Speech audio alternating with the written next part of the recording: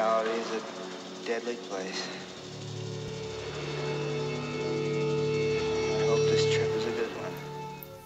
Hi vinyl community, my name is Ziggy and this is my first video. Today I'm going to be showing off a few vinyl hauls that I've had recently. The one record I received for Christmas. There are 4 that I bought at the local record store back in my hometown, and about 10 or so that I picked up last week from a guy in the city who was just trying to sell off his collection, and he had about 30 odd records listed, but I only really wanted about a third of those, so I made him an offer and he accepted. So first I think I'll show the ones I got from the local record store in my hometown, and they're all sort of the same genre, sort of glam metal, new wave British heavy metal, 80s era. So first up we have Malice, License to Kill. And, hopefully the glare is not too bad. I've not really done this before. But yeah, this is a really great album, and I'd never actually heard of this band before when I bought it. I have a tendency of buying albums just because I think they look cool and trying to guess what genre they'll be. And you know, based on the cover and the axe and the name, I assumed it'd be quite heavy, quite fast. And I was right, luckily. It's a really good album, really fast, 80s metal, quite high-pitched singing, lots of shredding guitars. Quite a dark theme, as you can imagine from the name of it, but yeah, really happy with that. Malice, License to Kill. Next up we have 2 records by the same artist, and first off we have the Mad EP by a band called Raven. There's only 5 songs on this whole thing, and again, much like the last one, no idea who they were at the time, but based on the cover and the back, they seem to be quite heavy, which it is, luckily. A cool thing I found out about this vinyl after I bought it is because it's an older EP, it has never been re-released on digital or CD as far as I can tell. I think the first 2 songs might have been included as bonuses on later albums, but the entire second side I can't really seem to find anywhere. So after they made this, Life's a Bitch, still got the classic new wave British heavy metal, higher pitched singing, fast high pitched guitars, but yeah, it's a really good album. I'd recommend it. And last off we have probably of the 4 my favourite one, and again I had no idea who they were when I bought it, and this is Helstar, A Distant Thunder. Back, very classic cheesy 80s metal cover. Yeah, not much to say about this that hasn't been covered by the other 3. It's fast, gripping, sort of high-pitched heavy metal, but this one features a lot more atmospheric music than the others. It fades in and out of songs. I believe actually the whole album is telling a story from front to back, sort of medieval fantasy science fiction story. So yeah, I'd recommend it, as with all the others. Next we'll go with the record that I got for Christmas, and that is the Foo Fighters' Greatest Hits. And my sister bought this for me, It's a band I used to be into a lot more than I am now, but I suppose with this, maybe it'll be good for getting back into them. I've actually seen them live many years ago. But yeah, really happy with it. Tons of songs on it. I know most of them. So yeah, Foo Fighters, greatest hits. Not much to say about it because I think everyone knows who the Foo Fighters are. So on to the last set now, and there's a lot more with this one. Very different styles to the previous records shown. As I said before, this was part of a guy's collection, so there's a lot more variance with the genres and the sounds. It's certainly a lot tamer than some of the metal I've showed you before. So we'll start with the sort of compilation ones.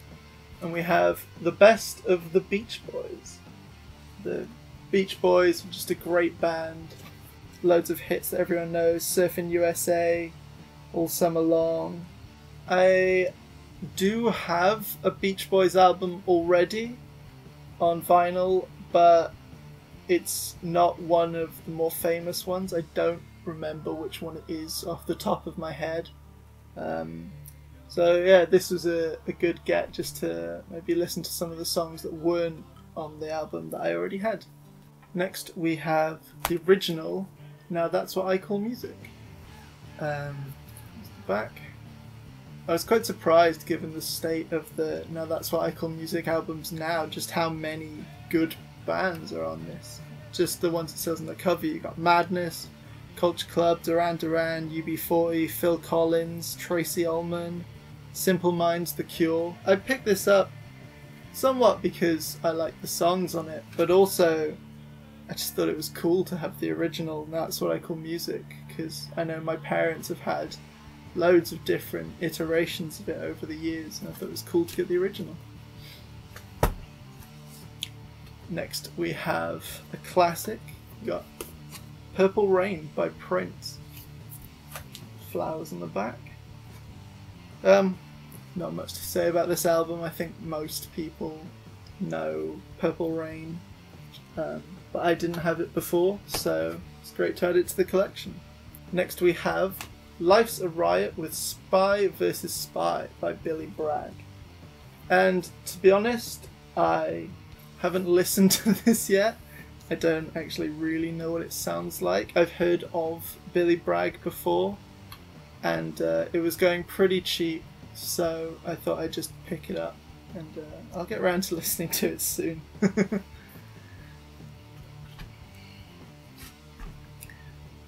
Next up, big change of genre, we have Holst's The Planets, a classical music suite from, I don't know when this is from, many decades ago at least. Just another classic set of music. I've listened to The Planets before digitally. I haven't tried the vinyl yet. It's not the sort of music that I put on to really intently listen to like some of the other ones, but it's just nice, relaxing music to have in the background. Very atmospheric. Yeah.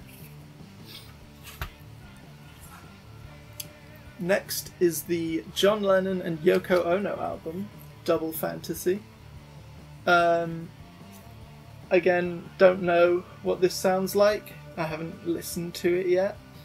I'm not a huge fan of the Beatles and a lot of their music, which I know is a little bit heresy because I'm British, but it's never really my thing. But I know some of John Lennon's solo work, and honestly I prefer it a lot more to the Beatles, so again, this was going cheap, so I thought I'd pick it up just to see what it sounded like, but I've not yet listened to it. Next up is Kate Bush's The Dreaming. I'm a huge fan of Kate Bush. I've got a few of her other albums on vinyl already, and just picked this one up to make the set even bigger. Not some of the more popular songs on this one, I don't think, other than obviously The Dreaming itself is quite popular. but big fan of Kate Bush, so just thought I'd get it to make my collection of Kate Bush a bit bigger.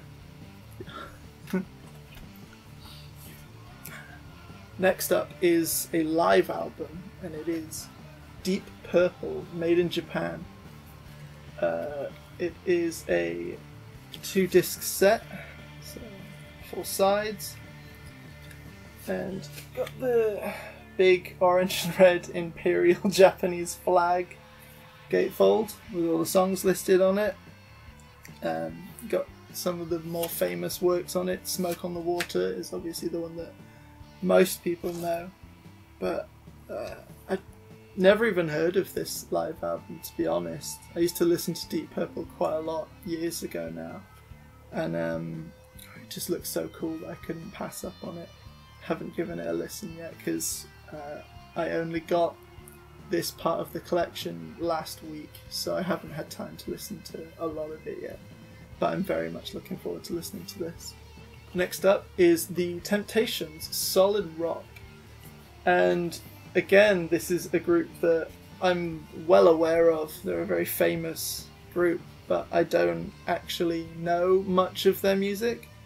I know the one song on here, Ain't No Sunshine, but other than that, I don't really know much Motown, to be honest, so this will be a good starting place, I think. They're a very established band, so I assume you can't really go wrong with them, so I'm looking forward to trying this out and getting more into Motown. Next up, we have Architecture and Morality by Orchestral Manoeuvres in the Dark. This in the back. And very cool album, especially in the way it's designed, because this square on the front is actually just cut out completely so that you can see the image behind it. I don't really know many of the songs on this album, but I do know other Orchestral Manoeuvres in the Dark songs, and I like them very much. So I thought I'd pick this up to see what I liked on here. Last record now, and maybe the best one of the whole pickup, to be honest. And this is the Jethro Tull compilation, Living in the Past. And it's just gorgeous. It's a textured leather-like material.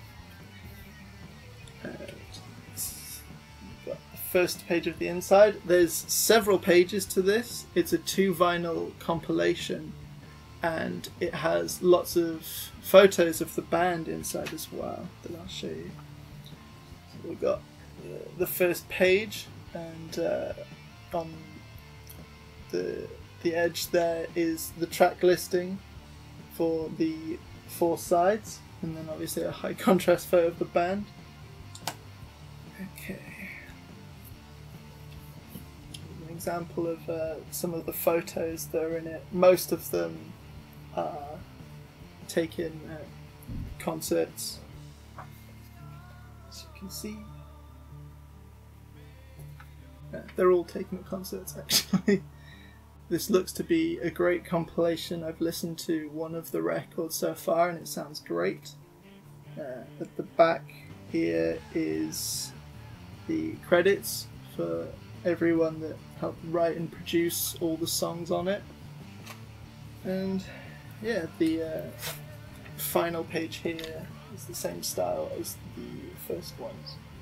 It's kind of marbled effect. Yeah, so that's Jethro Tull's Living in the Past. So that's all I have for today. I hope you enjoyed this video. I hope it went well for my first video. And yeah, thanks for watching. Bye.